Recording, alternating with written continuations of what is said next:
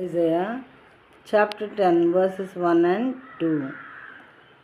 Woe to those who decree iniquitous decrees, and the writers who keep writing oppression, to turn aside the needy from justice, and to rob the poor of my people of their right, that widows may be their spoil, and that they may make the fatherless their prey.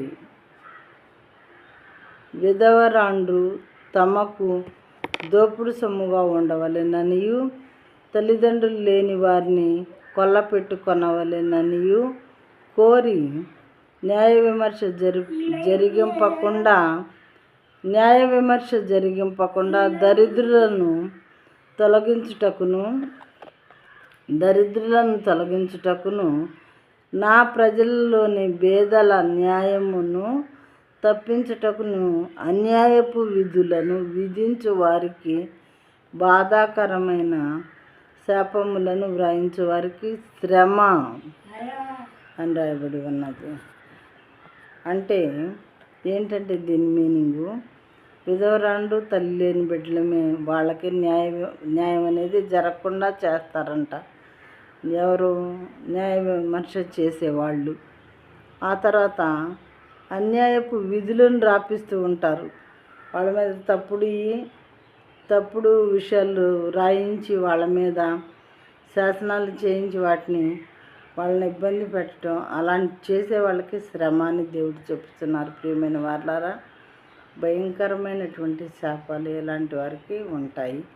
కానీ మానవులు ఏం చేస్తూ ఉంటారంటే ఇలాంటివి అస్సలు గ్రహించరు. ఒకవేళ మన చెవుల్లో పడినా కానీ ప్రక్కకి చాలా దూరంగా నెట్టివేయవారుగా ఉంటారు. కానీ అనుభవించవలసిన టైం వచ్చినప్పుడు మాత్రం చాలా బెటర్ ఫీలింగ్ అన్నమాట, తట్టుకోలేనటువంటిదిగా ఉంటుంది. ఏ రకంగా దేవుని శాపం మన మీదకి వస్తుందో తెలియదు. ప్రియమైన వారలారా, ఇతరులని, విధవరాండ్రిని, తల్లిదండ్రులు లేని వారిని దేవుడు ఎక్కువగా ప్రేమిస్తారు. వాళ్ళకి సహాయం చేయటానికంట ఆయన వారి కుడి చేతి వైపు నిలబడే ఉంటారట.